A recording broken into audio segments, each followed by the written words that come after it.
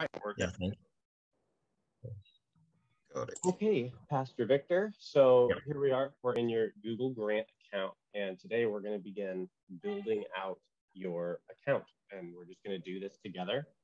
And so the first thing that we want to do when we're working on a Google Grant account is we want to start choosing the keywords that we go after. And I know in a previous discussion, we have been talking about how to choose those. And you're also reading the book that we have over on our website, which that gives a fair amount of training in there on this as well. But today we're actually going to go into your website and start picking out keywords, okay? And as we mentioned yesterday, if we pick words and phrases just by happenstance that nobody is searching on the internet, you're never going to show up on the internet. And that's true with your website. It's also true with your Google ads, Google Grant, your blogs, really anything. So the first thing that I want to do is I want to come into your website and I want to find the particular types of words and phrases that your ministry is going to be really trying to target. So right here, I see on that last banner, we're talking about joy. Let's see, here we go. This is really where we're business breakthroughs, okay? Prayer. So we're talking about, okay, is this correct? Yes, business breakthrough prayers. Yeah. Okay. So tell me more about this particular sermon series. Is this how to pray that influences your business? Is that what I'm understanding correctly? Yes, somehow, like from what is written there, it's a daily 10 minutes power pack breakthrough prayer yeah. Very cool. And now are these videos or are these audio? They are videos. If you click on it, it will play. It will take you to our YouTube. It can play embedded, or it can take you to I really, really like this. And let me point something out. This is actually set up in exactly the way that I usually consult with ministries, especially churches, to set up their videos. Now, if we have this on YouTube, YouTube brings traffic into your website, right? And so you can have this video on YouTube, and this is the same way you found us. You watched a video of us doing Google Grants, and it said, hey, follow the link and get more information, or schedule a consultation. And so your videos on YouTube say, hey, read the full article, see the whole thing, and then they come here. And so you're ranking, you're getting new viewers through YouTube, and they're coming to your website, and that's always where we want to send them, well, almost always. And then you have the notes. So here is where we keyword your page for Google search engine. So my question is business breakthrough prayers keyword targeted, okay? And so we're going to go look at this. Okay. And I think you're going to find some ways to improve your visibility on Google very quickly. Okay. Either way, we can keyword your title, and we can add the keywords in here as well. Okay. And this then begins to look like a piece of content, right? Because Google uses words on a page to scan information and show it on the search engine. YouTube uses videos.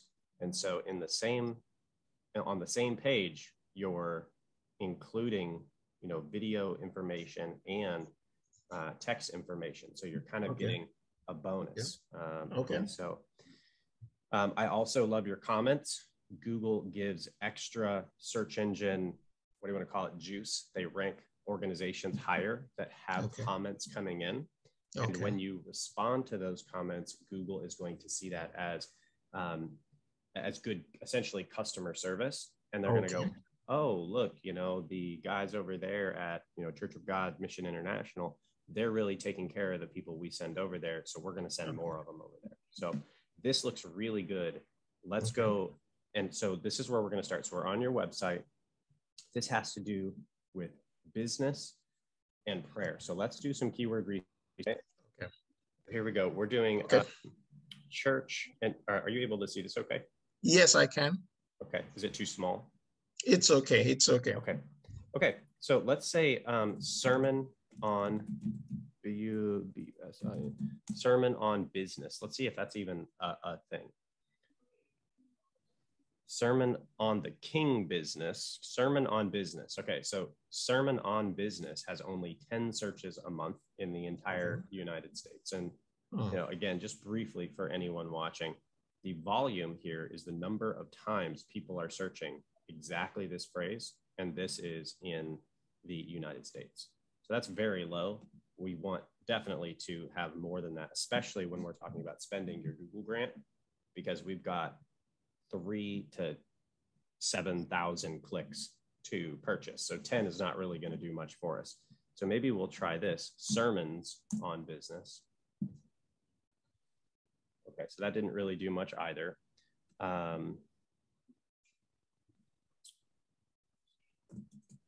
Okay, let's look up sermons on prayer.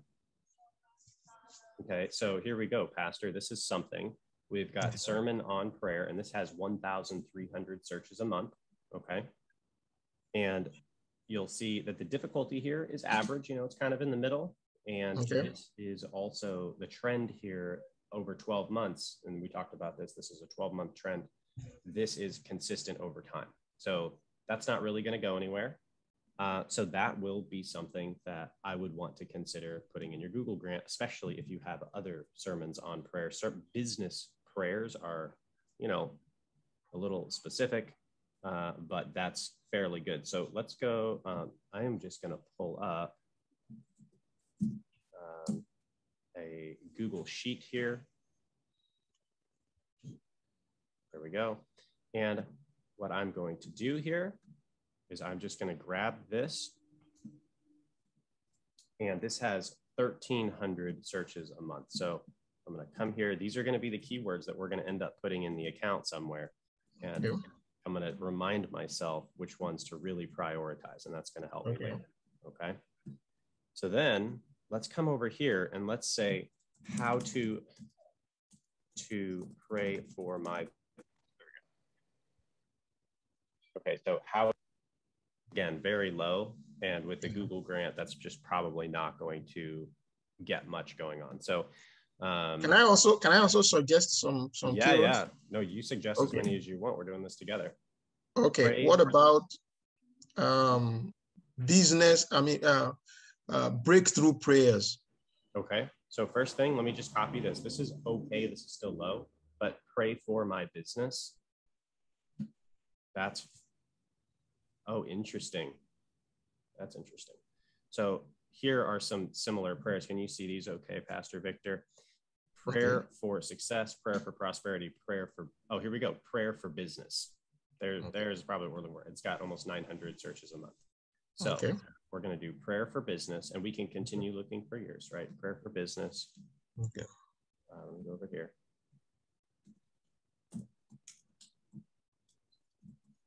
And that had 880. And then we're also say pray for my US. Okay, and that's going to be 140. Okay. Okay, and then we're going to go back over here. Okay, and so that's, let's see, pray for my business to prosper. And notice here, Pastor, and you notice that this does have a lower search volume, pray for my business to prosper, but you'll notice the difficulty to rank for it is quite a bit easier by something like 30%. So that's good. We're going to throw that in there as well. Okay. Okay. There we go. Okay. There we go. Oh, back up here. Let's see. We're going to paste.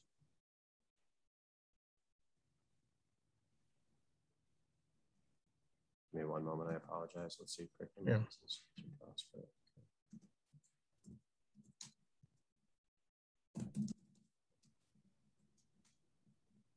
And note that this is just the first group of ads that we're researching right now. Okay.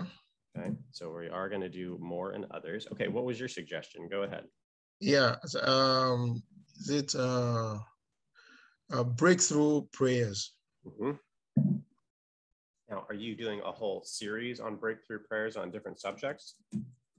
Not really, but for this business. Okay.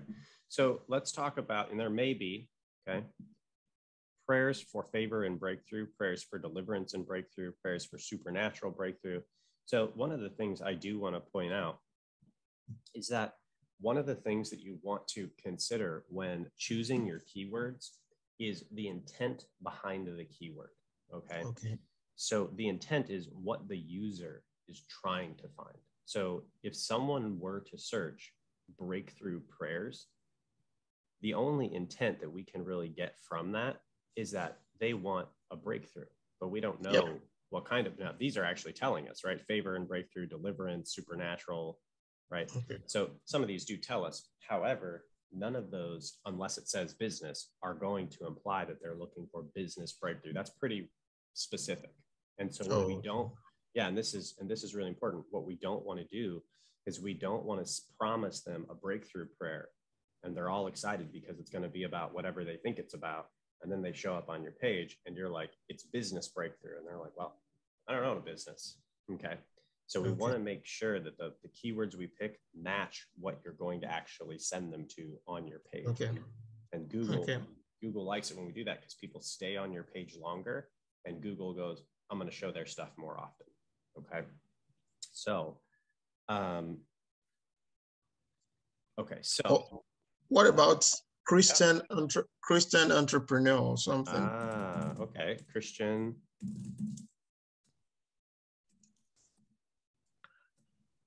Oh, I think it's EUR maybe. Let's see here. Preneur. Christian entrepreneur. Is it EUR or UER? I'm also not too sure. Let me get I'll look it up. There we go. RENEUR. Wonderful. RENEUREN. There we go. Okay, Christian entrepreneur. Now, again, my question here would say, what is this person looking for, right? Are they looking, like this person's looking for a book, like Christian entrepreneur podcast, close. What you're doing isn't a consistent podcast, so that's still not super, accurate. A conference, Christian women, they're looking for some kind of group, but there's obviously people that are interested in this kind of area. What is Christian entrepreneur? Christian business books. Honestly, I think if one of these was what we're looking for, it's probably the top one. This is people looking for information on Christian business, and you're giving them, here's how to pray for Christian business. So this is something that's, I think, close enough in intent that we can try it. And if people, if down the road it isn't getting good results, then we'll just pause it in your account. Okay. Okay. All right. So what we're going to do is we're going to take Christian entrepreneurs and I believe that had 320. Okay. Now I will say we're going to have to really branch this out. So we're going to go back to your website because these search volumes for the Google grant are very small. We're going to want to find some search volumes of like 50,000. So because you're going to be able to reach a lot of people. So let's go back here. Let's go back into your messages. Now, how consistently do you post messages on your site? Is it just, there we go. Okay. So what's this one about? This is about. That's our the founder is of blessed memory now, but is very, very iconic in Africa. Okay. And is rated as the single Black evangelist that has preached to more Blacks than any white man, and they're more white than any Black man. Okay. So I guess my question here is, because again, we're doing keyword research. So, I mean, that's really great. But what is this blog about? Cure for crises. What does that mean? What kind of crises is he talking about here? Do you know? Yeah. If you look forward, I put a description of each messages. Okay. Yeah. Okay. Let's see. Well, where there's life, there's crisis. Where there's crisis, there's Christ, and Christ is the master of crises. And this explain how to master. Okay, so we'll do sermon on crisis. Okay. Sermon on crisis. Let's just see. Okay, so again, very low. Okay. Yeah. So and again, I mean, the good news is the keyword difficulty is very low, but we're just really not going to get very far with these very small. Yeah. What about, can we use his name as a search? Yes. What's his name? Benson Idahosa. Benson, Benson. And can you spell the last name for me? Idahosa.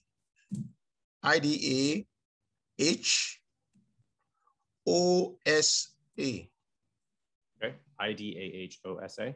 Yes. Okay, let's look. Now, this is in, oh, wow. Yeah, there you go. 880. That's okay. So that's something. Okay. Then we can also use, it's the other one is there to Archbishop Benson. Archbishop, yep, they're both there. Okay, so we will make a group of ads that specifically target his name and bring them over to your website, okay? So I really wish I could copy these without the formatting. I should be able to. Copy. Yep. Okay, we're gonna paste this over here. Paste without formatting. I know it's in here somewhere. Yeah. Okay, apparently not. I'm just trying to get it without the links in there. Without the links, yeah. 880, 44. Okay, so that's got 880. 880, okay. And then we will go down to the next one here, and we're going to that. And now what we're going to do, so we've got different groups of ads. Yeah, see, that one didn't bring it. I don't know why. Yeah. 170. Okay, and those are kind of the larger ones there. And you will... I'm sure in Africa, probably maybe it will have a higher volume or something. Yes, and one of the things that I was going to ask, like, do you know which country particular he has a larger influence in? Oh, Nigeria. Okay, yeah. Oh, that's great. Okay, so we'll see what this actually looks like in Nigeria, because again, the Google Grants International, we can advertise anywhere we want. And you will see that he's got, just in Nigeria, 5,400 monthly searches. So that's actually quite, that's actually your highest search so far. So Archbishop, and I think that's still pretty good. We've got the main ones. So that's great. Wonderful. Okay. So let me know in the future if there's something that you want to be ranking for in a different country, then we can search it in a different country. Okay. Okay. Great. That's very exciting. Okay. So that's the next one. Okay. So again, each one of these that we're doing is going to have a different group of ads. Okay. So let's see. Presented the ability and power of God to work on the behalf of believers. Trying to make it happen. How to win without fighting a war. Okay.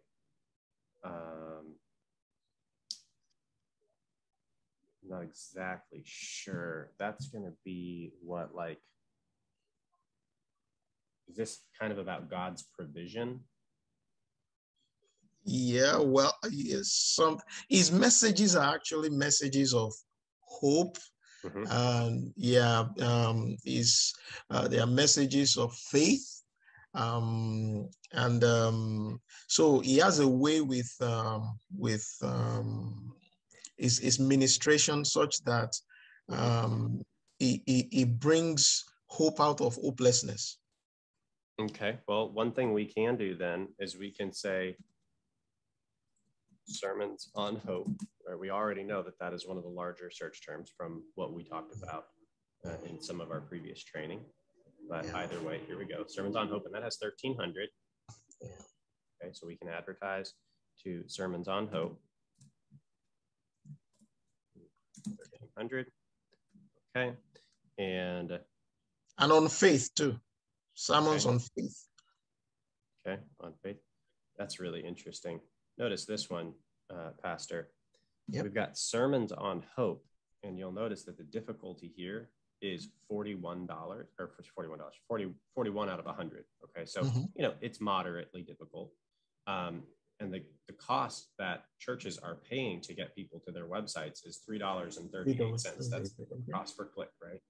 But look at this. Oh, I read this wrong. Christmas sermons on hope. I thought it said Christian, which would have been exactly the same thing. Either way, I was going to say, notice that the keyword's essentially the same. Is zero? Okay.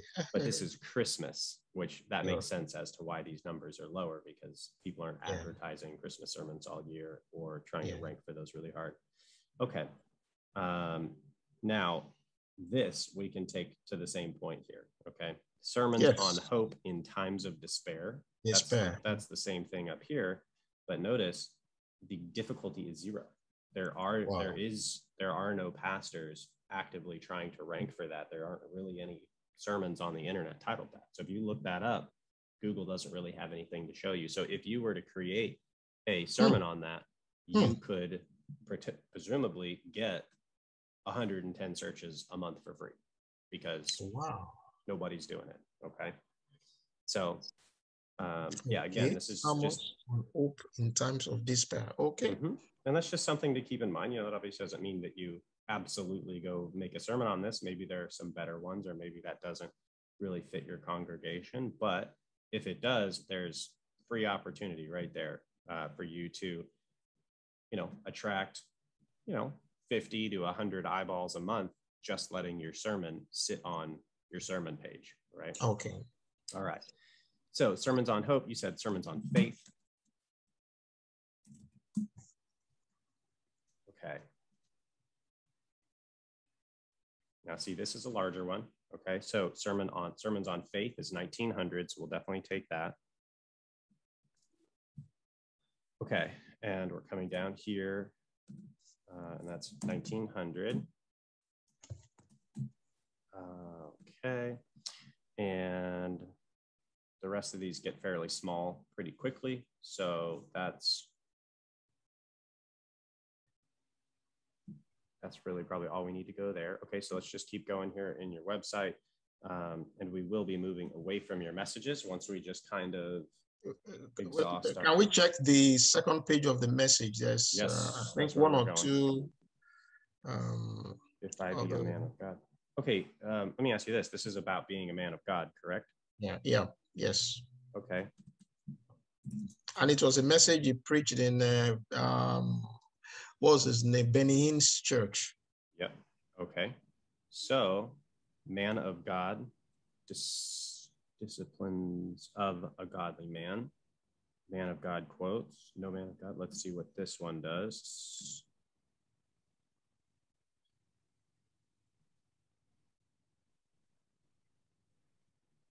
What are the promises of God to man? So that's a little bit vague, because I don't know what they're searching for. That could be the name of a movie. How about become?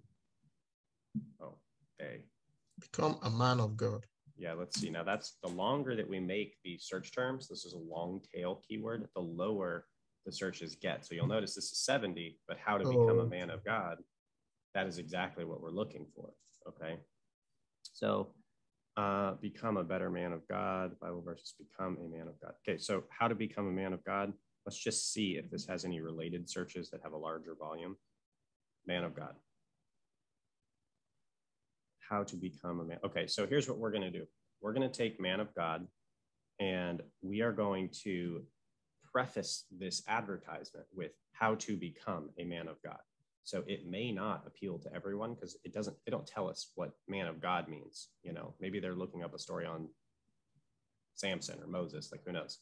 Or maybe it's something related to Buddha, right? Like who knows? But when they see your ad, it will say how to become a man of God. And if that is what they want to know, then they will click on your ad. So we can appeal to the higher search volume while making it clear what what your page is going to be about. So again, we want to reduce that confusion. Okay. Okay. And I believe that was 2,900. Okay. Okay. So we've got man of God. Let's go back over here. How to win without finding war. If you ask for God's age. Okay. Let's go to the second page.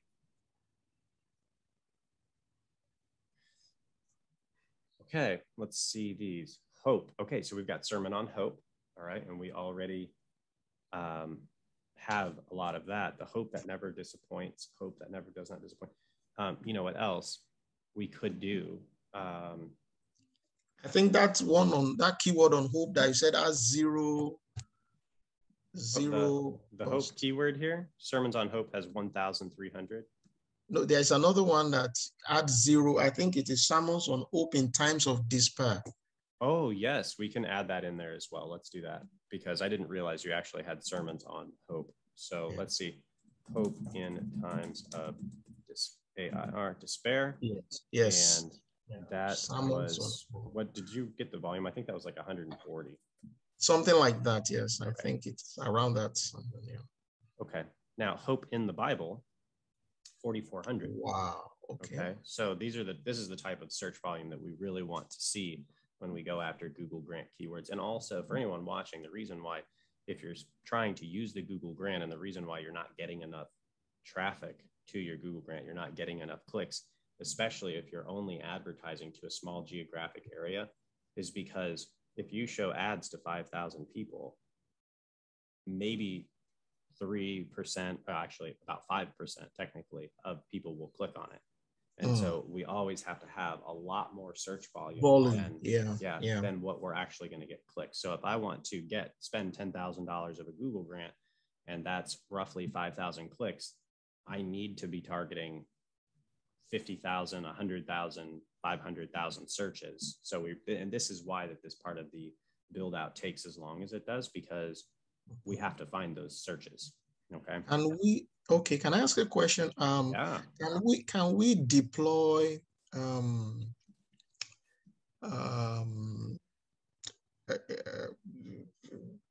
non-religious keywords to target,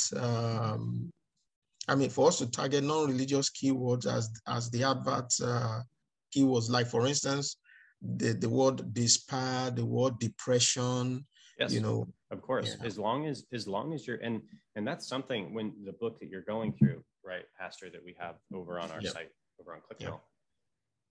You can target these sermons on hope, and this gets you, who's your audience, right? This gets you an audience of probably people who are already believers, and they want more information on hope. When you target sermons like feeling depressed, feeling hopeless, what is the meaning of life, you get anybody, and they may be open to hearing a Christian, way of thinking about those things, because they have a need, a deeply felt need that you're going to meet in, in a biblical way.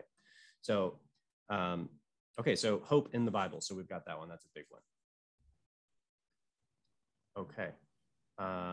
So we'll continue on here. Let's go back to your website. Okay. Continuing with our keyword research, hope that does not disappoint. And one thing, Pastor, too, and let me point something out that I'll show you, because right now, hope that does not disappoint, these sermons, I can just tell by looking at them, kind of presuppose that the listener is already Christian or familiar with biblical things, right? But if you were to break something down and say, what is hope? Okay. Well, look at this. So if you break it down and you start at a much more base level, okay, because when someone looks up what is hope, you can't send them to hope that does not disappoint. There's too big of a jump there for a non-believer to really catch up with in a 10-minute lesson, right? But if you really created a thorough what is hope, and you said, hey, this is what hope is, and here's where we see this in scripture, and here's what it means, and all this stuff. All right, so what is hope? Then you can target a much larger search term, and you'll notice what is hope here is 5,400 searches. And I actually thought this would be larger, but let's see. Hope definition, 33,000. Okay, now I guess we can look at that as well. What is hope? Hope, and the term, we can't actually advertise this, but hope has 200,000 searches a month. Okay. One of the stipulations of the Google Grant is that you cannot add to single word keywords. So hope is one word. We cannot add that, but we could get traffic from it as long as we don't add it. But hope definition, or So let's see, hope, DFINIT. And that's what we would want to target if you were to do something like that. What else are people searching similar to definition? Like they're trying to figure out what hope is. Oh, so here we go. Hope definition Bible, 1600. Okay, so that's even an additional one. But if you could break down hope in a comfortable way for a non-believer and begin to explain it in a biblical way, then you could access much larger search volumes. You could also reach many more people, with a Christian message. If you started at a secular, at a comfortable place for a secular individual, and then worked them into biblical understanding, you can advertise to those larger search volumes. Okay. Okay. Let's see. God's battle axe. Okay. Powerful Archbishop. Okay. And so click on one of these. Do you know what the battle axe is specifically speaking of?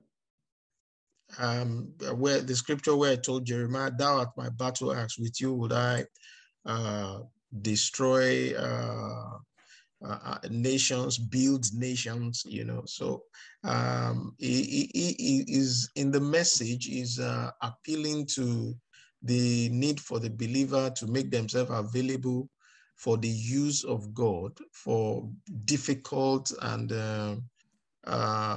sometimes unprecedented work that requires faith. Okay. So, and I'll point something else out as we're going here. Okay. Yeah. It's easier to start with keyword research and then prepare a message than it is to. That's what I'm noticing now. Yeah. So going backwards is good because it's better than not doing it, but planning this forward, because how do you really put that into words? Battle axe. Well, nobody's looking. We'll look it up, but you'll see that nobody's looking at that. But how about being used by God? Well, that's got 20 searches a month, so that's really not ideal. God, be used. Let's see. Would like God fights for you? God, like.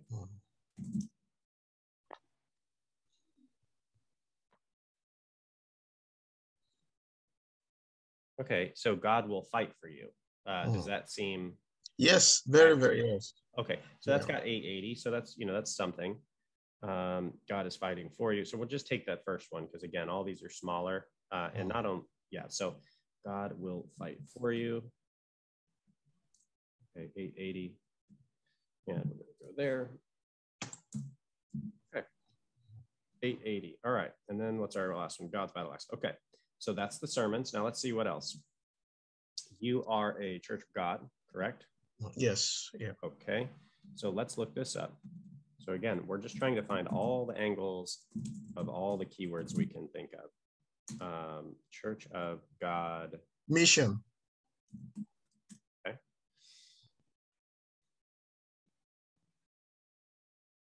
World Mission Society Church of God. We are not. That's not us. Okay. Church of God Mission. Yes. Okay. So Church of God World Missions, that's probably a little different. Okay. But that one, I'm not even sure, probably. But let's see what they are, because we are Church of God Mission International. Well, they're going to be, so you're asking what is the intent behind the keyword, and I'll just look it up here, right? Church of God Mission. So first is, okay, so when we do this, okay, the first thing that's going to come up often here, you'll see is Wikipedia, just because, they're giving definitions. It's a massive website. Okay. So Church of God Mission International is a Christian denomination from Nigeria. So that is directly talking about your denomination. Yeah. Okay. Church of God Mission. Now this here is called the Google Map Pack. And this comes up anytime Google thinks someone is looking for a local something, right? So restaurant near me, this is always going to show up. So this is Google saying, we think you're looking for a church near you. Okay. Churchofgod.org. Okay. So it seems like whoever's looking this up is looking up for Church of God information, just like, Yeah. And this is, those three are, I think they are us. Yeah. Okay. And so we can absolutely advertise to that. So Church of God Mission. I'm going to the wrong place. Church of God Mission, there we go. And that was 480. And let's just take a peek in here and see if anything similar comes up. Yes, and yeah, we can definitely, how do you feel about just advertising to Church of God? Is that something you want to do? Yes, please. It's okay. Very beautiful. It's good. Yeah. Okay. And that has almost 15,000 searches a month. So again, that's definitely going to kind of be your largest search at this point. Okay. So we've got 480 on this one, 480 here. Oh, come on. And Church of God, and that had 14,800. Okay. All right. One does not have mission. Oh, yeah, it just put it in there by itself. There we go. Good catch. Yeah. Oh, see, it's doing it again. Don't do that. Okay. Yeah. Okay. Okay, so Church of God, great. Church of God Mission. Let's just look up Church of God and see what comes up. Okay, Church of God, Assembly Church. You tell me if any of these strike you, okay? Assembly, Church of God, World Mission Society, Church of God in Christ. Church of God. Okay. First Church of God. Okay, so now here is one thing that we will do, Church of God near me. Okay, so some of these campaigns that we'll build out, I'm going to give myself a little space here. Okay. Okay. Church of God near me. We want people, obviously, with the opportunity to come to your services, correct? Yes. Okay. So this says 2,900. Okay. Now, the Google Grant is going to work most effectively on a national or international level. And so what that means is you have digital content, free prayer guides, sermons, downloadable content, and we can get people from all over the United States or all over the Western world or all over the world to sign up onto your email list, and then you can be ministering to them. That is a very effective strategy. However, to the degree that we're able to, we want people to come to your church as well. Now, this works much more effectively with a paid advertising account, like a paid Google Ads account or a paid Facebook account. And the reason is because of this, okay? Google gives the grant, not because, I guess they are generous to some degree, but not because they're particularly generous.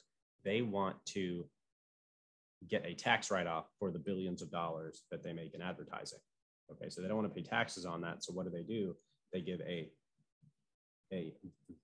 $10,000 value grant to any nonprofit who wants it, and that brings down their tax burden at the end of the year. Okay, now what that means, I guess what that meant was at some point, all of these nonprofits, this was about 5 years ago, and all these nonprofits started signing up and out competing people actually paying real money for advertisements. So they're thinking, what's the point of giving away this free money to reduce our taxes if it's eating into the money we make? So that doesn't make sense. Does that make sense?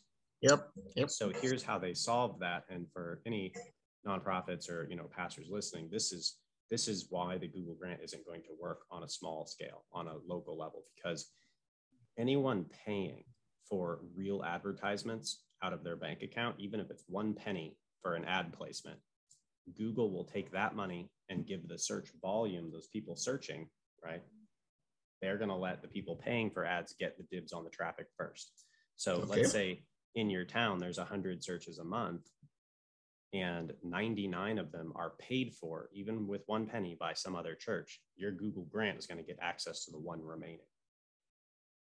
Does that make sense? So on a very local scale, the Google grant isn't going to be super effective. Now, when you scale that up to the whole country, well, there's tons of searches left over. So you can really blow out your Google grant. So the strategy then is we want to create as many local things as possible. But once we've really found all the local things that we can do, you then want to scale it up and spend the rest on anything that's still related, but maybe still a little less valuable. And so what we can do is we will have a local campaign that says church near me, Church of God near me, whatever we want to look up.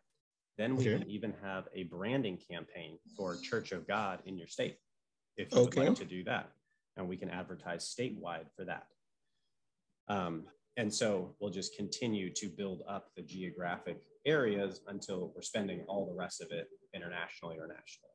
Okay.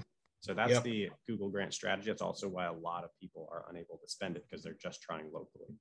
So let's do that. So we'll go and look up our local campaign. So church, we're going to look up church near me. And again, remember, these search, this tool does not give you the ability to scale down to just your area. So you can see nationwide, there's 550,000 searches a month for churches near me. Wow. And I would have thought it was church near me, but it's actually churches near me. So we want to put that in, churches near me. Okay.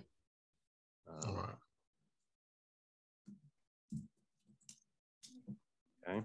And I'm not even going to put the search volume because it's not going to be accurate for your location. Okay. And you know what I'm going to do? This will actually make this faster and more simple. I'm going to split my screen up here. There we go. Okay.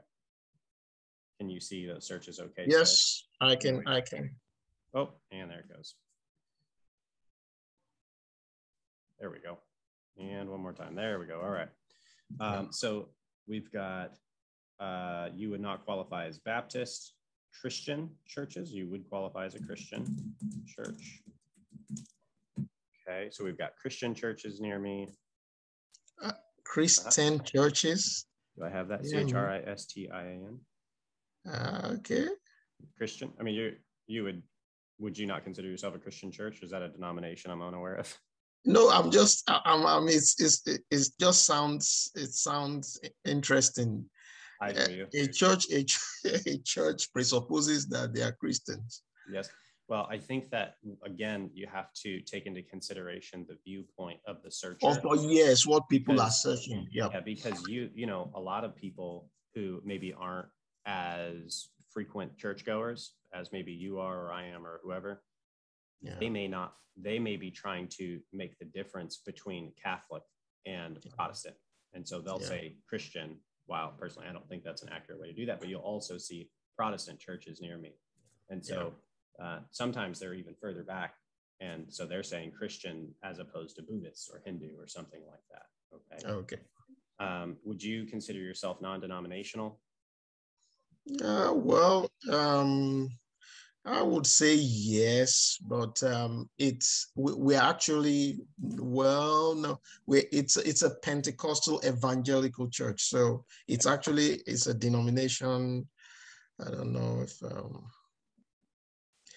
but we serve all denominations. That's my local branch. Okay. Well, then what we'll do then is we will put it in, and if it doesn't get any results or it gets poor results, then we just shut it off. So okay, close enough. We'll give it a try. Now, Pentecostal church near me, that seems like that would be accurate, correct? Yeah. Okay. Yes. And again, we're going for close enough that the transition from the advertisement and their search is sensible and they understand, like, oh, okay, yeah, this is more or less what I was looking for. But like, for example, Church of Christ. Okay. I'm familiar with Church of Christ and I'm very familiar with Pentecostal churches, and Church of Christ is nothing like Pentecostal. So we don't obviously want to advertise to anything like that. Okay. So church is open near me. How do we feel about that? This is someone looking probably throughout the week. I need a church that's open. I need to talk to someone. I need somewhere to go and pray, something like that. Okay. That's beautiful. Yeah. Okay. That's beautiful. Is it black churches near me? Is it awkward? No, I don't think so. And not only that, I think, again, and we talked about this in our last call, right? Yes, we did. Choosing keywords is to divide people, right? And I don't mean that in any kind of political sense, but if we don't say who we actually are, because maybe it's awkward, well, then people don't know who we are. And the wrong people end up showing up, and then nobody ends up staying at your church because, the guy that's 15 minutes up the road or just outside of town who says, hey, we have a Black gospel church, or we have a African-American community in our church. All the African-Americans hear about that and they just go to his church because you didn't actually say it, right? So I actually think that could, potentially be an advertising campaign that is beneficial for you. Yeah, well, the only question I have about that is if the volume for that all over the United States is about that 6,000. Yes. If it's, I mean, because what matters to my own campaign is what the volume out of all that is localized where I am. Yes. Like if somebody in Tennessee says Black church is near me and I rank first. Let me try something. Yes, because I'm with you 100%. Let me try something a little bit different. Okay. Planning. So you remember the Google Keyword Planner we discussed? Yes. Okay, so the Google Keyword Planner is another type of planner, and let's just see. Let's just see if this. I haven't used this one in a while. But let's see if this one gives us a location targeting. Keyword ideas.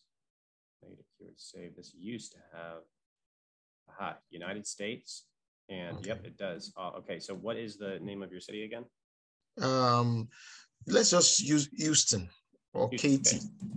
Yep. Houston is broader. It's broader. We'll do Houston because if you're targeting locally, I mean, you're going to have to target that amount of space anyway. Okay. So Houston, Texas, target. Okay. So that's got about 15 million. And what we'll do is, I know you guys are in this area right here. Yep. Yeah. What we'll do in the actual advertisement is we will circle the whole area. Yes, please. To increase population. But in this area, they're not going to let us do this here. But in this area, this is about 15 million people. Okay. So this is going to give you search volumes on about 15 million people. Okay. And then what we'll do is we'll go to keyword ideas. And so now we will type in churches near me, and we're going to see what actually starts to show up locally. Okay. So interesting. So we did discuss those trends, if you recall, right? So this shows you the trend. And what you'll notice is that the trend in August was the highest it's been in the last 11 months. So that's interesting. It's up 12%. I wonder why that is. Maybe it's because a lot of people are moving to the area and they don't already have a home church. Obviously Houston is seeing a large influx of people moving there. Yeah. But we can kind of make some guesses as to why that is. Now, churches near me in Houston has 8,100 searches a month. So that's really great. Okay. You may actually be able to get a fair number of those with your Google grant. Okay. We'll see. But churches near me, we have. Catholic churches near me is not you. Baptist is not you. Non-denominational churches we have, and that's 720. Pentecostal has 260. And you'll notice that is up 24% since the prior 3 months. Okay. So that's interesting. That's telling you that your demographic is growing in Houston. Okay. Methodist churches near me, Episcopal, Presbyterian, Roman Catholic, Orthodox Church of, nope, that's not you. Mass near me, church services near me. Okay. So that's one we will put in. Okay.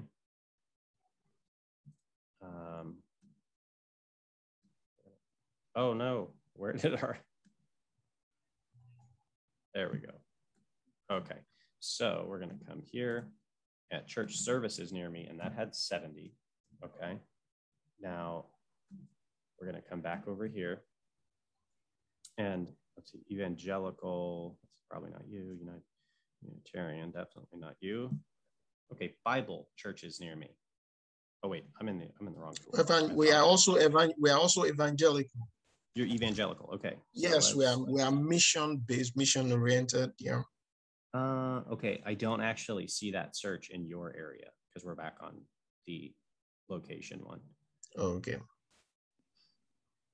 Okay. So the Black churches near me has 170 searches a month in your location. Okay. So I know we were talking about that. Okay. So the rest of these, oh, you know what I will also do just to double check? We're going to sort these by highest searches. So let's just double check here. So now they're going in descending order. Baptist, non-denominational, Pentecostal, we have Methodist, Lutheran, Episcopal, churches open, we have, okay, Presbyterian, okay. So we pretty much have all of these that relate to you. So here's what we're going to do next. let's back up a little bit. And we're going to add churches, and then we're going to add worship services. CRV, yep, and then Sunday services. Okay, so this tool allows us to do a few, so you can do up to 10 at once, and it's going to start bringing in a whole bunch more other things. Okay, so here we go. Churches. Now, if I look up churches, the question here, well, firstly, we can't target this in your Google grant because it's a single word keyword. So we got to skip that one. But my question was, what's the intent?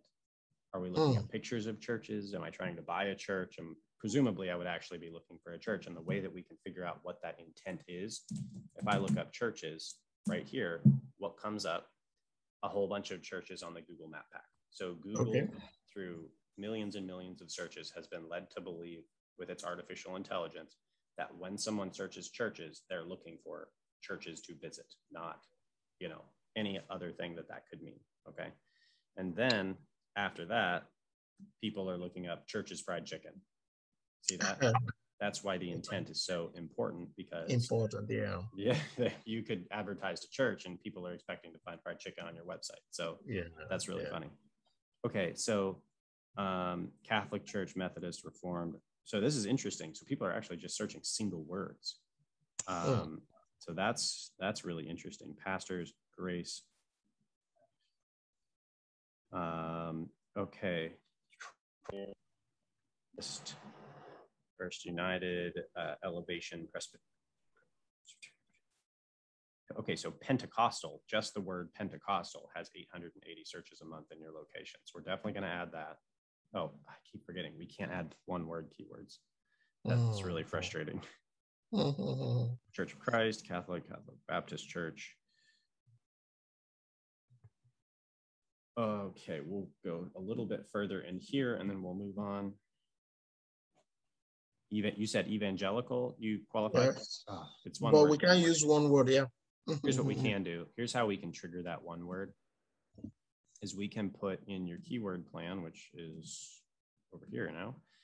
We can just put evangelical church, and then you will also,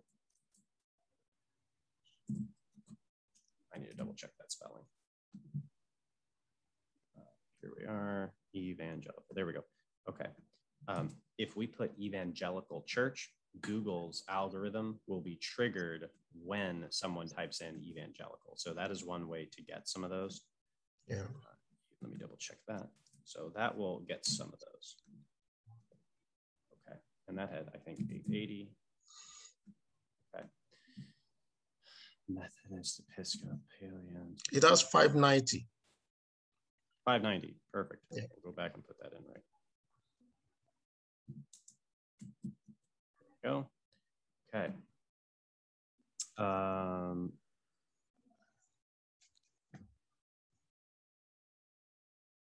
John, okay. That looks like that's probably a good place to non-denominational. We can put in there since we're advertising to that. Yeah. Non-denominational 2 words and non-denominational church. And those both have 390. So let's go ahead and put those in there. Again, we want to test and see what works and what gets results for your ministry. And if it doesn't get results, then we just turn it off. So how many keywords is one allowed to put per campaign? You can have as many keywords as you want. You can have 1 million. How does it impact your rank? I mean, the way you are ranked? Yes. So ideally, well, the keywords don't impact how you're ranked. Okay. So what impacts how you're ranked is the quality of your ad. Okay. And that's something we'll be showing you how to do when we actually get into Google Ads and we start putting all this in there. Another thing that affects the ranking of your ad, and you don't always rank number 1. A lot of people think that, oh, I'm going to put an ad and it's going to show up at the top all the time. There's actually 8 ad spots, 4 at the top of the Google search page and 4 at the bottom. And you can show up on page 10, but if you do it well, you're going to show up in the first 3, you know, a fair amount of the time, 70, 80% of the time. That said, the other thing that impacts it is how closely does your keyword relate to the advertisement. So for example, if we have Church of God Mission, and then we're careless, and then we say, you know, best evangelical church near you in the advertisement, those are two different. The keyword is not the same as the ad. You see what I'm saying? So Google's not going to show you as frequently because it's confusing to the viewer. Okay. Okay. They looked up Church of God Mission, and you're showing advertisements for evangelical churches. So that's not the same. So what we want to show up more frequently is if we're showing, if we're advertising to the keyword Church of God Mission, then the ad says Church of God Mission, Katy, Texas. And when it says that, then it goes to a page, a landing page, which we've discussed, which is a page specifically tailored to the keyword Church of God Mission, Katy, Texas. Okay. So that fluidity, that continuity, and that kind of seamless transition from their search term to a page on the exact same search term is how you're going to rank higher on Google with advertising. Okay. All right. Okay. So it looks like we've really got the majority of those.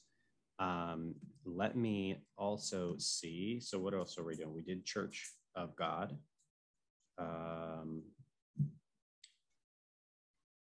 Our church, our locations. Let's look at that. How many locations do we have again? No, it's just one. Okay, the one. Okay, gotcha. Okay, so we've got one location. So we're not going to worry about doing a bunch of locations, past events, live stream. Live stream. Now, do you guys have a live stream? Not yet. Not yet. Okay, well, here's what we can do. We can start seeding you with traffic. Now here, and this is why I say the Google grant is going to be really good with digital content, because church live stream. Okay. Oh, wow, that was not as impactful as I thought it was going to be. Hold on, I got to find the right one. How about this? Church live.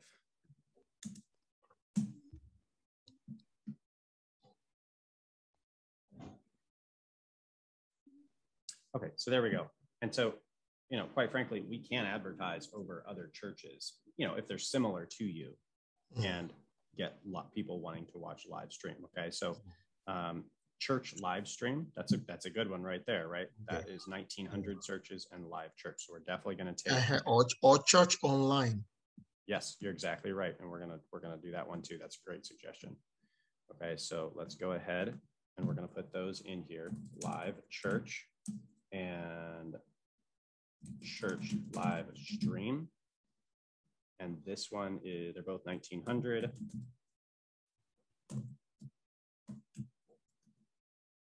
Okay. Yep. Excellent. And then I totally agree with you. We are going to look up online live church service. See that? That's essentially the same thing that has, excuse me, 1,600. So let's look that up.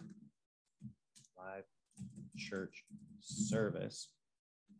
And that's got 1,600. Okay. And then, like you said,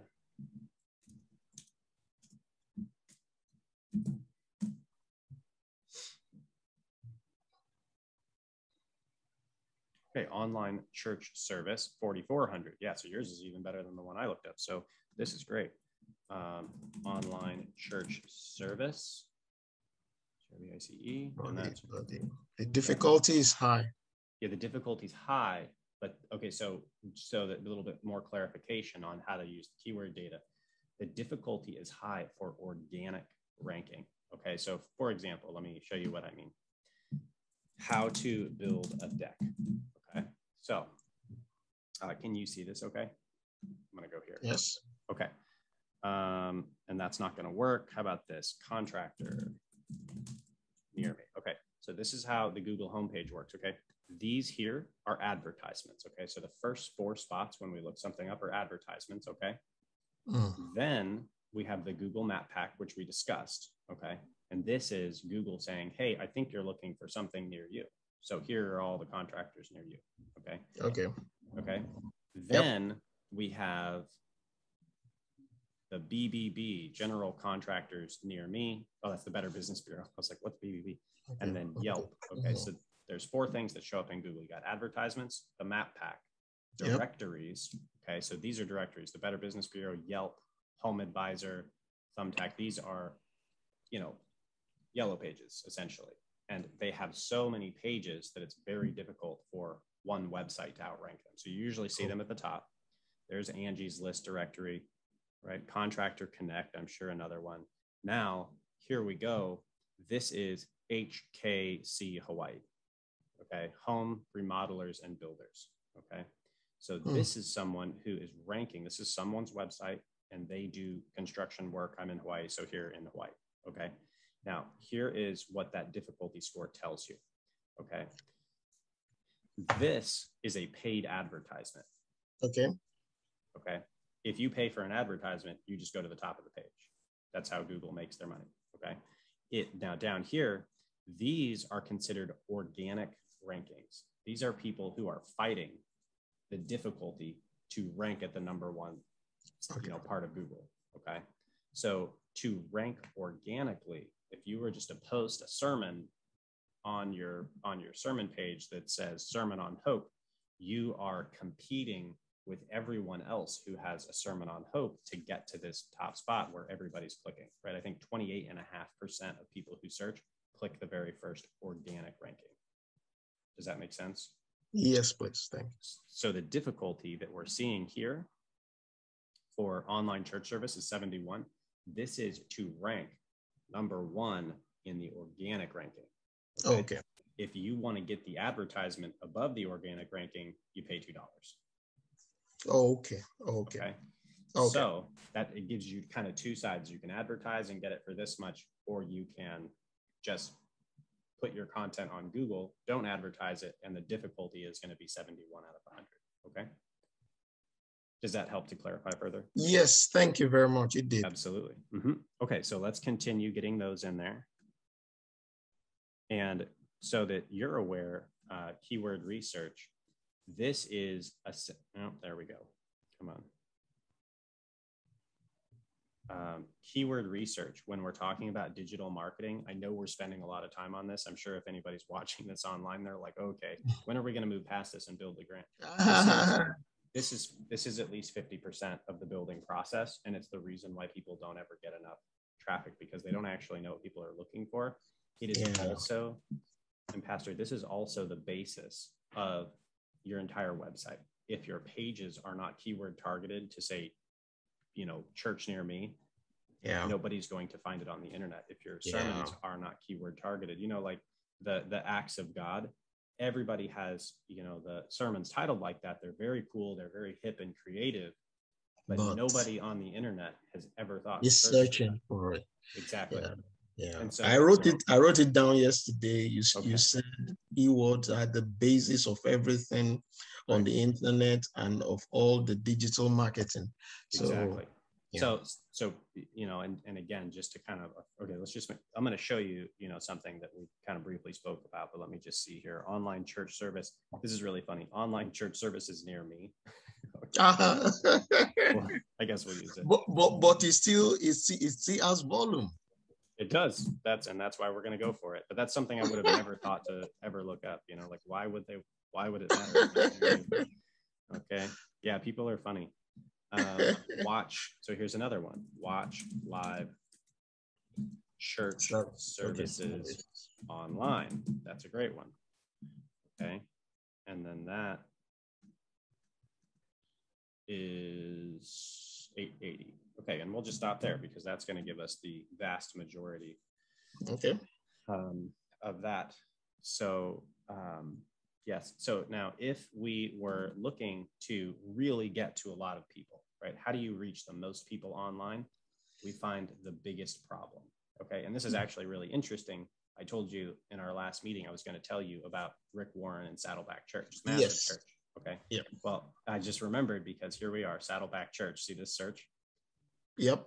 Rick Warren, when he, and I believe I'm remembering this correctly. This is from a book on John Maxwell. But John Maxwell was saying when Rick Warren got out of Bible school, out of seminary, he had an opportunity to go work for another church. And he said, no, I'm going to start my own church. And I don't remember what location he picked, but wherever his church is, he actually went around and just started canvassing the area, going door to door, knocking on every door. And he asked, why don't you go to church? And what problems do you have? And we talked yesterday, right? Jesus went, he knew who his audience was. So Rick Warren's audience were the people that lived in that area. He went to them, Rick Warren went to their house and he asked them what their most deeply felt needs are. And what did Jesus do? He did a miracle. He fed people. He met a physical need, and then they showed up. So Rick Warren said, what are your biggest needs? Why don't you come to church? And then he just made a church that didn't have any of those particular issues. Okay. Now, I won't, theologically, I don't know what that means, but point is, a lot of people showed up to church, obviously. Okay. So applying the same model there, if we want more people on your website, we got to find a bigger problem. Okay. So what is a bigger problem? Well, we looked at this one yesterday, right? What is the meaning of life? Okay. And this, here we are, has 90,500 searches a month. Wow. Amen. Okay. So if you go and you create sermon material on your website exactly titled, what is the meaning of life? Right. And then you have that in text, just like you have it on your website. You've got the video that says, what is the meaning of life while you're speaking? Okay. YouTube listens, right? It translates your speaking into words, and YouTube search, the YouTube search engine shows you based on what you say in the video. So you say, what is the meaning of life? And you drop that a few times in your sermon, you're going to rank higher in YouTube. And then you bring that video over to your website and you include sermon notes. And the title of the sermon is, what is the meaning of life? The most difficult question, whatever. And the notes say, what is the meaning of life in there? Then you're going to be ranking higher in Google organically. Okay. Now, perks for you, we can turn around and advertise it too. Okay. And, all right. Okay. So this is how we expand your online reach, even without a Google grant. That's the strategy. Let's find the biggest question. And you'll notice this is probably primarily the people who are not Christian. And that's just in the United States. Yes. Okay. So I just wanted to point that out, because what we, on our month-to-month services with clients, what we do is we say, what type of people do you want to reach? And create content for us in your sermons, and every month send us that content that's keyword targeted to the research we did, and we'll keep posting it, and it keeps growing and growing the number of people you can reach in your Google grant. Of course, since it's keyword targeted, it also shows up on Google organically by itself. Okay. So that's how you reach people on the internet. Okay. Now, a couple other things to consider, because we can always add stuff in there, but who is Jesus? If you have a basic gospel presentation page, again, this is just the United States. Who is Jesus has 14,800 searches a month. Who is Jesus Christ? 6,600, right? Can I quickly ask a question? Yeah. You from time to,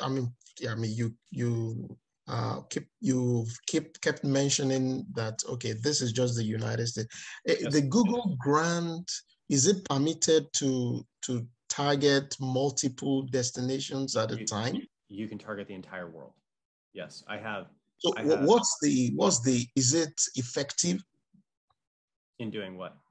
In targeting, like targeting the entire world as against localizing your target? No, yeah, it's very effective in targeting the entire world. I have pastors who call me and tell me, we got to turn this thing down. We have people from India, Nigeria, Yemen, China, the Democratic Republic of the Congo. We got people from all over the world emailing us, asking us questions about all this stuff. So it's absolutely effective, right? So the question is, what's your capacity? We turned on a prayer board. We had a client. We still have a client in Arkansas, and we turned on a prayer board for them and said, we want to advertise our prayer board. Well, I read it in your book. Oh my gosh, am I doing that? I'm so sorry. Okay. Yeah, well, we had to turn it off because they had, a bunch of staff members, but the staff members were freaking out. They're like, we can't handle this amount of traffic. So yes, advertising internationally is very effective. Let's look at Nigeria. Okay. Let's say you want to share the gospel message in Nigeria. Let's look and see what we have there for who is Jesus. So 3,600. Who is Jesus Christ? 1,600. Okay. It's not much. So much. Okay. Not so much, but I'm sure something on prayers would be very high in Nigeria. Something about prayers. Okay, sure. Right. Christian prayer. Let's just look up Christian prayer. Let's look that up. Okay, so No, 260. We'll back maybe it up. maybe breakthrough prayer or prayer for healing. Breakthrough prayers. If we don't know what they're searching, you can always put in the simpler term, birthday prayer. That's really fascinating. I would have never ever thought about that. You could, I mean, seriously, you could film a birthday prayer, you know, I would do that. Yeah, of Pastor Victor, and he's praying over the birthday, you know, guy or gal, and praying for them for a godly life and blessing in the new year of their life and all of this. And you could put that up as birthday prayer and advertise that in Nigeria. And you may pull in a lot of people every month to your ministry by praying for them over their birthday. And nobody would ever have thought about that. Now, let me also point something out to you. The keyword difficulty here is 57. So that means there's actually a fair amount of competition for this on the search engines in Nigeria, right? But the cost per click is 25 cents. Wow. Okay. So one can outbid them. Yeah. Well, not only can you outbeat them, but if that is effective for your ministry, the average cost per click in the United States in any industry is somewhere between $1.50 and $2. So you get 4 times the clicks out of that keyword because you're doing it in Nigeria for this particular keyword. So if I could, let's say each click is $1.50 and you spend all 10,000 clicks, you're getting something like 2,500 to 3,000 clicks. Okay. But if you're advertising and you can get all your clicks for 25 cents, well, that's like 40,000 clicks a month. Okay. So that's a very good keyword if it can produce results for your ministry. Okay. Yeah, it can. I'll do something about it. Yeah. And look, happy birthday prayer. Here's another one. So it's not 90,000 searches. It's 90,000 and 40,000. Okay. So if that's something you make content for, I will include it here and we can advertise. Yes, I will definitely do. Okay. And so, yeah, that's fascinating. That's very interesting. 90,000. Now, one of the things to be aware of is the United States and other Western countries, they're much more competitive in terms of keyword searches. So you can go to other countries and get much better bang for your buck in advertising. Okay. Right. Okay. So that's something to be aware of. Now, one thing you also want to do, prayer, there we go. And that's 90,000. Oops, never mind, 9,000. I think I just edited that whole page. No, the other one is, I think, 40,000 or so. Oh, yes, 40,500. Now, what you want to do, Pastor, is the question. Remember, we were talking about the buyer journey. What is the step of the buyer journey? Let's say churchgoer journey, right? As the pastor, you know, Moses leading the Israelites through the desert. Yeah, he's taking them to this place where they have a vision. Where are you taking the individual that wants a birthday prayer? Okay. Yeah. And so the question is, what's the next step for them logically to get involved in your ministry? Because what do you do? You have a birthday prayer and that's it? No, you got to have a birthday prayer and then maybe a piece of content that says download or sign up to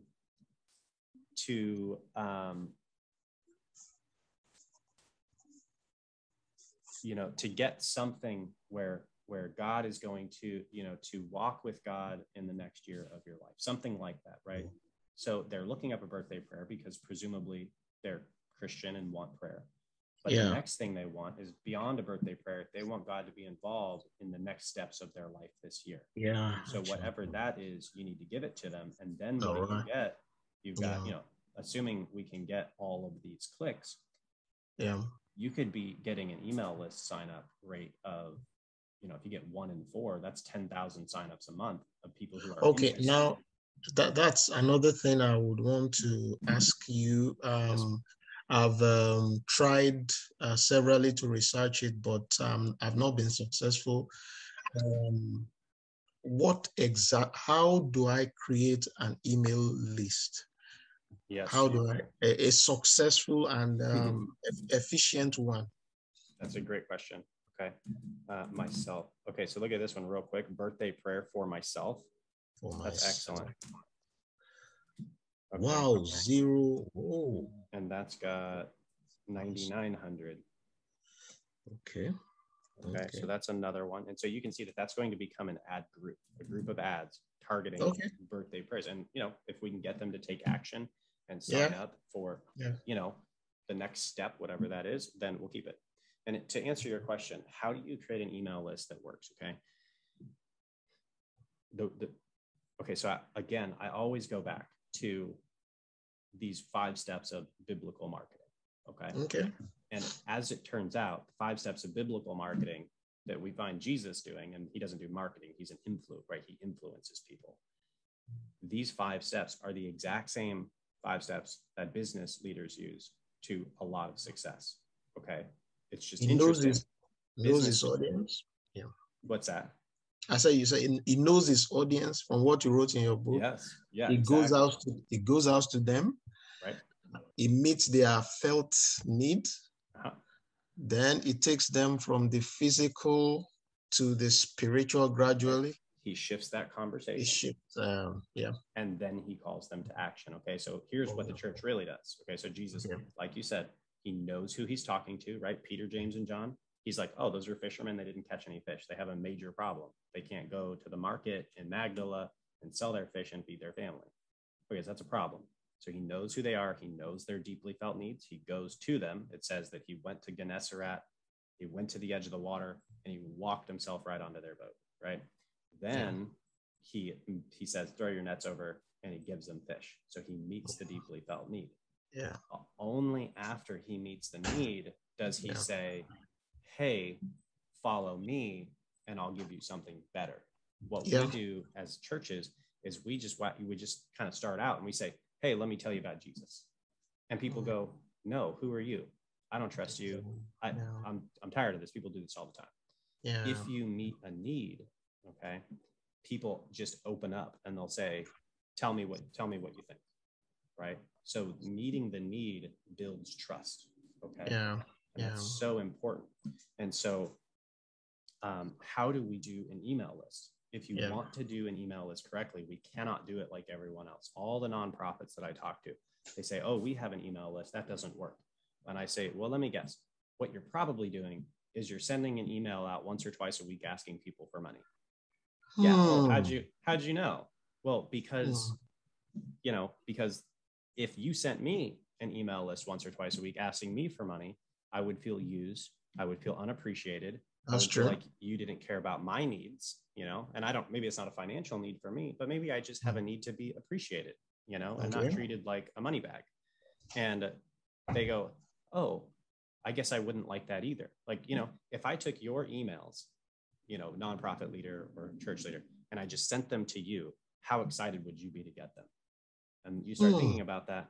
Well, I wouldn't be very excited because I just ask for cash all the time, right? Yeah. So what we want to do is we want to understand our audience's needs. So, for example, if we go up here and we have an email list, let's just say you get, super success with the Christian entrepreneurial crowd, and that's who starts showing up, right? How do you inspire them to donate to you? You meet their needs. You know who your audience is. You go to them. So we're going to them on Google. We're showing them advertisements and we're saying, hey, come on over here. I want to encourage you in your entrepreneurial walk. Here's all these great resources. Here's encouragement. Don't give up. We know it's really hard. Like I know it's really hard. Clickmill, we've been starting for 5 years and, we've gotten success, but it was hard. It was hard fought battle. Right. And so they're facing discouragement and all this stuff. So you give them whatever meets their needs. And as they begin to trust Pastor Victor, right, commitment goes up with your audience proportionate to trust. So you have to build the trust. You have to build the trust. When we had our first call, you called in and you said, well, I have this stuff going on with my Google grant. I said, tell me all your problems. And I said, here's how you can fix it. And you said, I'd rather fix it with you because I trust you since you gave me the time, you gave me the information, right? It works everywhere. And so then what you do is you give something free information in your email list, And then once every 2 weeks, you do a call to action. Okay. So, let me think here. Once every 2 weeks. Yeah, sure. So maybe you send out an email every 3 days, and it's just 100% focused on meeting the needs of your audience. And then once every 2 weeks, 100% focused on meeting needs. Yep. And actually, you know, if it's beneficial, I did tell you we were going to get off topic on the Google grant and get into some other really great stuff. So this is what I was talking about. Let me pull up for you. Thank you. Yeah, absolutely. This is, where is my meeting needs?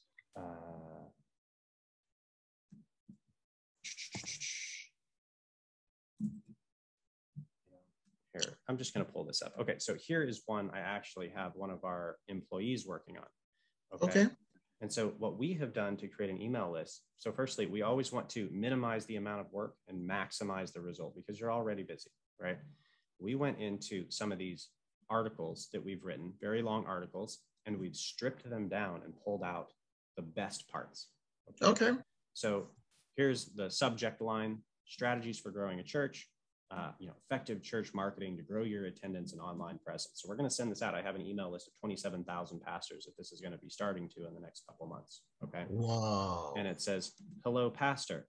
Do you want to use effective church marketing online so you can grow your attendance and your online presence? We're still editing all of this.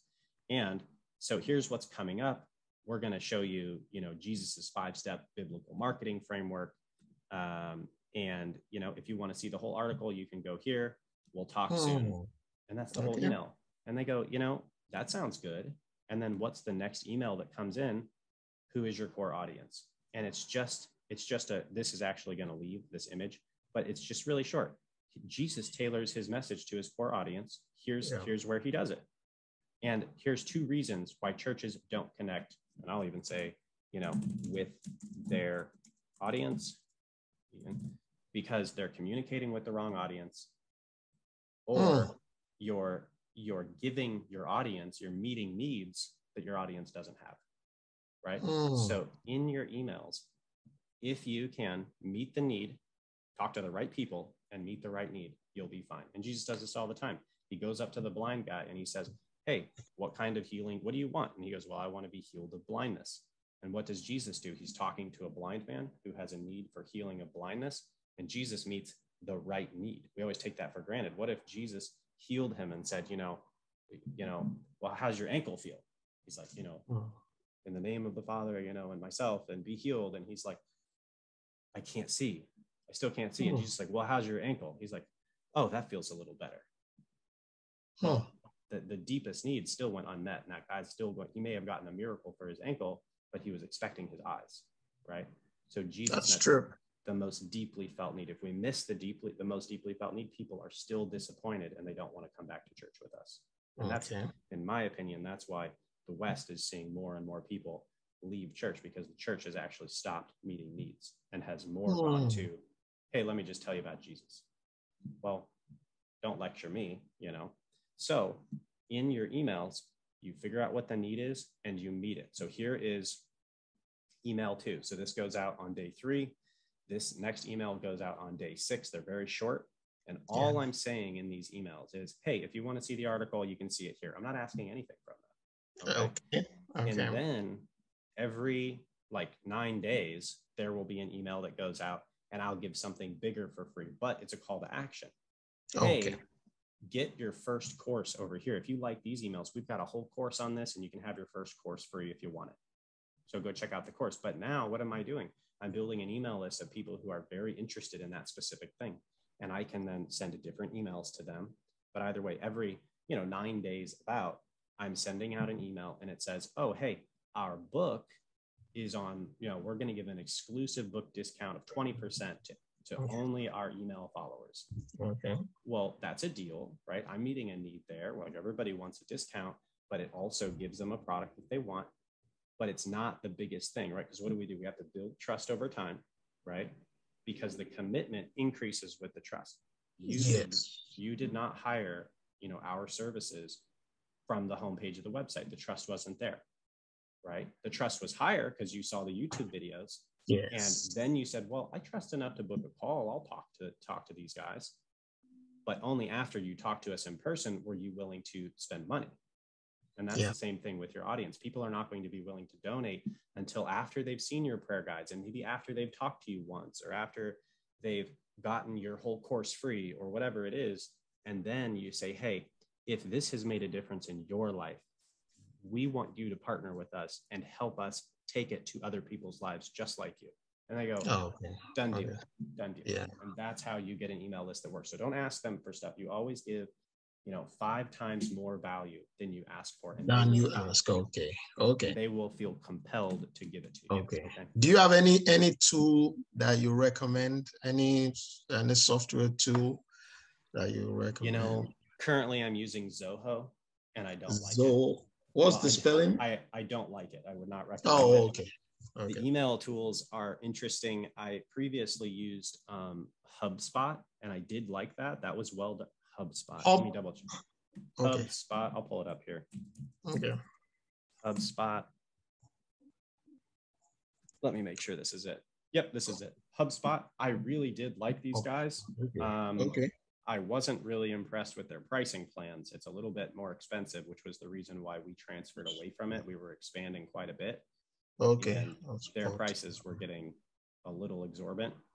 Okay. But they do have, if it's still the same as it was a year and a half ago, they have a $50 a month kind of starter plan. Okay. That may be sufficient for your initial needs. Okay. Yeah, a little research online. I'm sure you'll find something that's good. Okay. So, and this is the same answer for anything. How do you get your marketing to work? Meet people's needs. Figure out who your audience is. You go to them and you meet their needs. And it doesn't matter if you do that in person or online. It will always work. Okay. That's the big secret.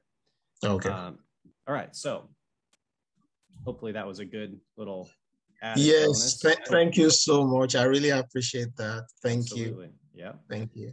Okay. So let's see. We're birthday. Okay. So what other things might people be searching in Nigeria? Prayer for healing. Okay. Let's look it up. Prayer seems to be, this is just prayer. Okay, so I looked up prayer. Prayer, wow. Okay, so just the term prayer has 18,000 searches a month. Okay. So they're looking at new month's prayers, morning prayers. This is very interesting. It's a very strongly praying community. Happy new month prayers, divine mercy prayers. You could put together, if you really wanted to. Yes, I'm going to do that by God's grace. Yeah. Well, so here's what I would do. If you really want to reach people in Nigeria, and presumably people in surrounding countries and other parts of Africa have a similar culture to this, and they're also doing this. So we could advertise to all of Africa. Okay. And get a lot more people than this. However, I mean, look at this. Prayer for my husband, prayer for my boyfriend. You could put together a short sermon series on prayers where you say, hey, my name's Pastor Victor with the Church of God Mission International. Okay. And today we're going to pray for your boyfriend. And then you just pray and you say, I want you to join me in praying, and we're going to pray for your boyfriend. And then you do a prayer for their boyfriend. But you just do the same thing, and you just film a prayer for my husband, a prayer for my boyfriend. Okay, can I ask a question? Yes. When in the example you're giving, you say, hi, I'm Pastor Victor from so we are going to pray for your boyfriend. I'm not using the keyword. Will the algorithm still see that? It's close enough. Yeah, that'll be close enough. Okay. So so I don't really have to be mentioning the keywords as it is. You want to use them as closely as possible. Sometimes it's not possible, but you can say, I know that you're looking, you say, prayer for you. Yeah, people ask me all the time for prayer for my boyfriend. And so today we're going to pray for your boyfriend, right? But now you've worked that keyword in there. So yeah, if you can. Is one time enough? At least once, right? If it's a really long video, like if you're doing a 40-minute sermon, you want to use it a few times, Okay. But if it's like a 5-minute video and you're keeping it simple, one or two times is fine. Okay. All right. So it's the keyword or very closely related keywords. So prayer for my boyfriend. Let's see if there's anything similar here. Okay, yeah, so not really. So, praying for my boyfriend, like the algorithms are going to understand that those are about the same thing. Okay, so then what we can do to create content on your website is you create, if you're trying to reach people in this area, you create a birthday prayer. You create, right? And that's the keyword. So that is titled birthday prayer. Okay. Yeah. And you've got a morning prayer. That's got 14,800. Morning prayer. Yep. Okay. And here is a new month prayer. Okay. New month prayer. Mm-hmm.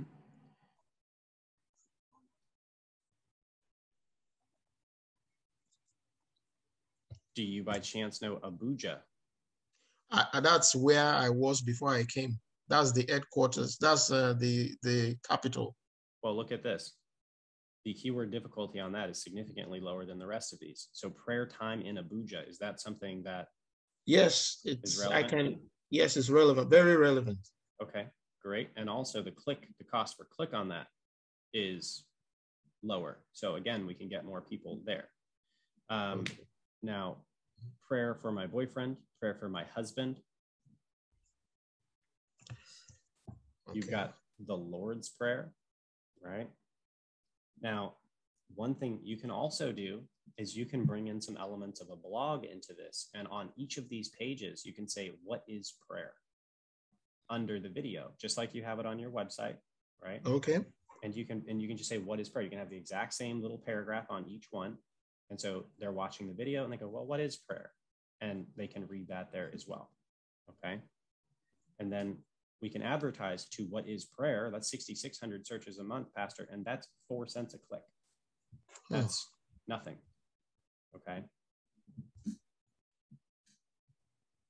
Okay. Then there's prayer for healing. So I think that's a pretty good beginning there, prayer for healing, and then all the others ones we talked about. Now, you get those created. I'll make advertisements, or I guess you'll make advertisements for them. And then you're bringing people in. And then the only thing you have to do on your website is figure out what is the next step that these people expect to take after doing prayer. And so imagine if you had a 30-day prayer guide, or even a 14-day prayer guide, or a 7-day prayer guide. They look up prayer, happy birthday prayer, or prayer for my mother. And then on the page, it says, hey, if you loved this prayer, you're really going to love our 14-day prayer guide. Get closer to God today, download below. Okay. And again, that's the same thing that we see Jesus doing. You know, the disciples are talking about food after Jesus talks to the Samaritan woman, and he goes, I have food you know nothing about. And they go, wait a minute. And, you know, he says, you like those fish? I have, come with me. I'll make you fishers of men. So he's always shifting that conversation and asking people to follow him, right? The rich young ruler asks for information. Jesus gives him the information and says, leave everything and follow me. That guy, unfortunately, said no, but that's the call to action. And he shifted it to the spiritual. So, can I ask a question? Please, anytime. Yes, please. Now, I just want you to, just help me more visually. Let's, kind of like create a scenario and just run through it. Like, okay, I do morning prayer. I create, let's say, video for the morning prayer. I put it on the YouTube. We do a campaign for that. Yep. Now the campaign for Google Grant, I understand, is only search campaign. There are no graphics. So let me show you. I'll show you one for me, and we'll go through one for you. And that way you'll kind of see it from two angles. Okay. Let's say someone like yourself, Pastor Victor, you search church marketing. Okay. And then let's say you see an ad for, let's say, Clickmill, right? And you say, hey, they do church marketing. Okay. So you click on the ad, and this is what the ads look like. These are search ads. Something very similar to this. Okay. So you click on that, and then you end up. There we go. And you end up on our website, clickmill.co/church marketing. So you'll notice the keyword is right there. Okay. Now yours will have the video here at the top, and also some of ours do as well. Okay. So here we are. You've got the video, the table of contents. You've got the information, right? However much you have. And as they scroll down, you'll notice what comes up. Okay. is a call to action. And Okay. this call to action says, hey, is this blog meeting your needs? Is this meeting your deeply felt needs? Do you love this? Because if you do, take the next step. Call to action, right? Leave all your possessions and follow me, right? Okay. So it can go to the church, to the relevant place in the church website, or to a landing page. Right. So typically it depends on how you do it. Usually paid advertisements will go to a landing page, or specific searches like church near me. They're actually looking to come to a church. So those will send to a landing page. But people looking for more information, like how to become a man of God or happy birthday prayer, we're going to send them to more of like a blog page with that tailored information. Okay. A blog page. Okay. Yeah. Which is like your sermon pages. It's the same thing. Okay. And then in every one of those is essentially an advertisement. So you'll notice my blogs always lead to the strategy session, because that's always the next step in their journey to reaching more people more effectively. Okay. So the question for your birthday people is, what's the next step? Well, download our birthday prayer guide. Okay. Right? Or for all the prayer stuff, it'd be download our 2-week prayer guide. Prayer guide, 14-day prayer guide, something like that. Okay. Yep. And then they click and it goes to the next part, schedule your stretch. Okay. And so we're always just taking them one step at a time. We don't want to give them 10 steps because they get confused and they leave. You just want to give them one simple step. You want to move forward with Pastor Victor and get to know the Church of God Mission International. This is what you do. Simple as that. Okay. Okay. All right. Same thing with your site. Does that answer your question? Oh, completely. Thank you. Wonderful. Okay. All right. Let's see here. Let's see. We've got about 13 more minutes on this call. What other terms are really important that maybe we have missed? I think we've got some good ones. We can definitely add more. Okay. This is going a little bit. Usually it's a little bit faster. Usually I can get a lot of keyword research done in 1 or 2 hours. And we actually have a fair amount, but just because we're doing training and things, it does take a little longer because we're doing explanations, and that's fine. Okay. Maybe we can go to the home from under the what's your store? Home. Yes, it's still, you can go there. It's still just on the development. I just put a free, but that nobody has downloaded. I just put something free there, and what is it? And like that, the Cultivating the Word Seed for Your Miracle Harvest, that's free. Then the Cure for Unbelief, that's a book it's even on Amazon. It has a different cover on Amazon. Is a book. Yeah. Okay, so free. So, well, now this is really good. Okay, watch this. We're going to go back to the United States. Yeah, this is how you spend a grant, right? Yeah, okay. Hold on, let's see. And again, the goal with the Google grant is to build an email list. And then the email list's goal is to build trust and get them involved. Okay. So that said, we're in the United States. Free Christian ebook. S-T-I-A-N. Let's see. Okay, so that's actually a lot lower than I thought. How about Christian free ebook? Well, but that's too vague. They could be looking about free ebooks for, Wicca. Like, who knows at that point? We don't know what the intent is. So how do we say, how about this? Let's look at the similar keywords here. Free, well, part of it is, free Christian books. Okay, so it's not ebook, it's books. That's what people are searching for. So notice again, that keyword, if we had put in free Christian ebook without researching it, we would have lost people. So free Christian books, and then that is 880. And then you know what else we can do? Here, watch this. This is where we'll find it. Okay. Christian book. People are looking for a Christian book. And now we have, this is going to be bigger. No, not ebook, book. Christian books. We're going to check here. Christianbook.com. Best Christian book. 2,900. Where's Christian book? Christian fiction. Top Christian books. Christian book review.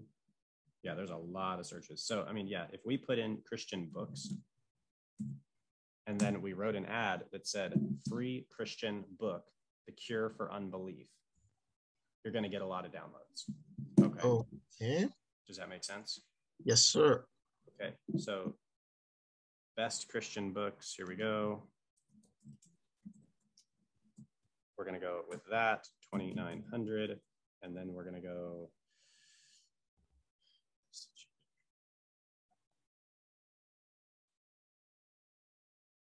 Okay, well, Christian books is the keyword that brings all of this up. So we're going to just put in Christian book and Christian books. Okay. Sometimes it doesn't show the exact keyword because there are so many, but nevertheless, that is what we're going to. What about top Christian books down below? Top Christian books, sure, 1,600. And so again, that ad says top Christian book, The Cure for Unbelief, Pastor Victor, when we say something like that. So that's great. So we'll put that in there. You're absolutely right. Okay.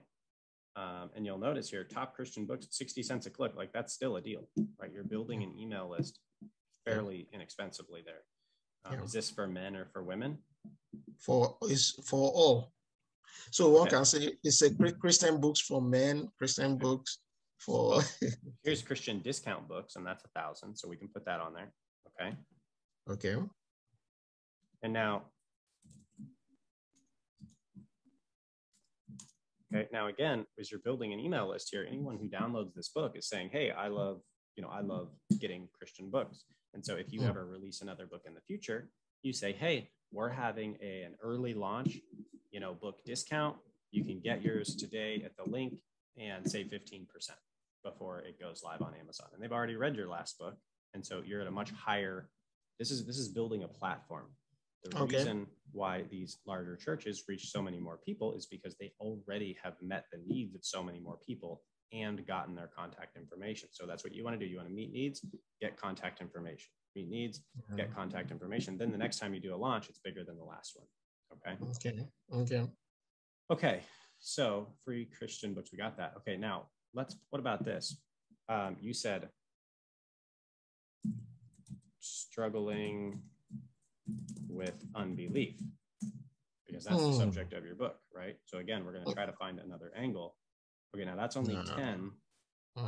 Let's see if there's anything. Okay. Let me think. The doubt. Having overcoming doubt. Well, and so we want to specify that more, because doubt could be doubt can be doubt in my ability to run a marketing firm, or my inability to play sand volleyball. I can doubt anything. So how about this? How about unbelief in God? God. Help me in my unbelief. Okay, that's a passage. Those are really small. Unbelief in God. I think doubting God will probably be the keyword. So you notice sometimes it's like, well, we don't really know what people would say. So we have to kind of poke around and figure out what it is that people are looking for. Something like how to grow in faith. Look at this, Pastor. Yeah. I want to believe in God, but I have doubts. Wow. Does that sound about right? I mean, it's not very, yes, lot, but it's about right. Yeah, it is. Okay. So let's look at that.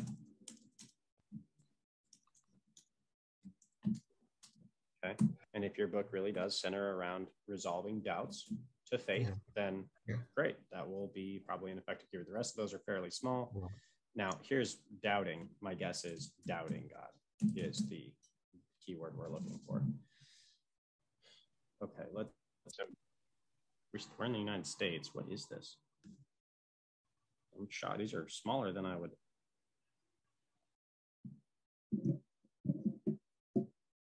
Okay, well, there's something. Okay, so hold on. Doubting God. And that's 260. Yep. Okay, 260. Okay, and then here we go. Have Faith Bible verse. Well, this is a book on. How about this? Books on faith. Because faith is the opposite of doubt. So we could say doubt. Yes. Right. So yeah, your book is building faith. This will probably be much larger. Wow. Yeah. Still not as high as I thought. Not too much. Books on faith. It's somewhere. Best Christian books, top Christian books, Amazon. Okay, well, books on faith. So that's something. Still not what we haven't found that gold mine I'm looking for. Yes, I know. 720. Now, again, this is just the United States. So some of these will be larger, obviously. So books on faith and reason. I'm sure in Nigeria, free Christian books will be large. Okay. Well, and we have that down. So that if that's there, that will be there. How to grow my faith. These are really, wow, look at that. Growing my faith in the face of death. And that's 210 searches a month. And there's not really any content for that. That's interesting. Yeah, so that's how to have faith with death around. That's very interesting. Anyway, how about increase faith? Let's try that. It's here, I'm telling you. Yeah. And I apologize if this seems tedious, but this is literally it's no, I'm enjoying it. Okay. How to have faith in God is 590. So that's something. Okay. So that's something. Oh, and that's 590. And let's see, increase my faith.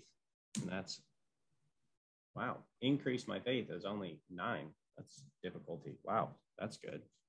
Okay, increase my faith is 320. I mean, so we do have a few thousand searches here, but grow, how about grow in, maybe this is better. Grow in faith. This is going to be a huge search term when we find it. After you've done so many thousands of these, you kind of get to feel what's what. Okay, growing in faith. That's potential. And so what we do then is we target the keyword like something like growing in faith. And we say growing in faith, free downloadable ebook on overcoming doubt, something like that, whatever your specifically is. Yeah, I would tie them together. Yeah. Yes, exactly. You tie them together so that there's this seamless transition where they understand what it's going to be about. Yeah. Okay. Let's see if this gives it to us. No.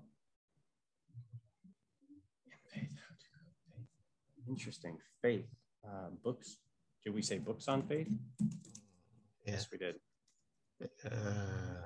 Interesting. This is a big. Try living faith. Living faith.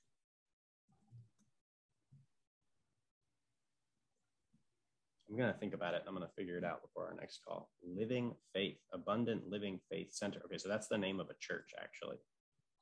Living Faith Center, Living Faith Church, Living Faith Network. So that's actually the name of some kind of religious group. No, but the first one, what about the first one? Well, this is just going to be the name of the Christian church, watch, or whatever church it is. Let's see.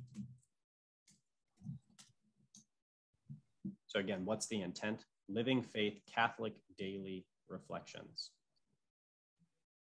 Spirit of Living Water Faith. So these are different churches. Okay, what is the living faith? Like people ask, what is the living faith? I think that should. What is the living faith? Oh, so that no. brings us to 10. Yep. So as you make these words longer, they get lower. So living faith, the intent is to find a church. Okay. So that's not quite going to. I'm going to think about that one and we'll come back. Okay. Okay. Okay. Either way, before we wrap up this call, what questions or anything else do you have? Just like when I left you yesterday, I was able to finish your book, but oh wow. I actually I would say really focused on about between 1/3 to half of the book. I skimmed through the rest, but I finished it. So I want to go over it again. Since you are the one that is leading me, are there areas you want me to concentrate on that would make the journey very easy for you before the next session, so that I think the sections on keyword research, which I know you read pretty thoroughly based on our discussions, that's going to be really helpful in finding new audiences, right? And moving forward for you, what do you want to preach on, and then go find the keywords and build your sermon, like same sermon you were going to preach, just use the right words and phrases. So that's the main thing I would say. The second thing is the areas of the book that we talk about, the Google grant, because obviously that's what you're trying to implement. That's going to be really specific, because we talk about strategy of SEO and all these other things, but the areas where we talk about Google grant strategy, that's going to be really beneficial for you, because that's what we're implementing together. Sorry, what, I should go through that area in the book again? Sure. Yeah. If you just read in, and I don't know if there's a search function, but you can search the Google grant and it will take you to the sections of the book where that specific word is used.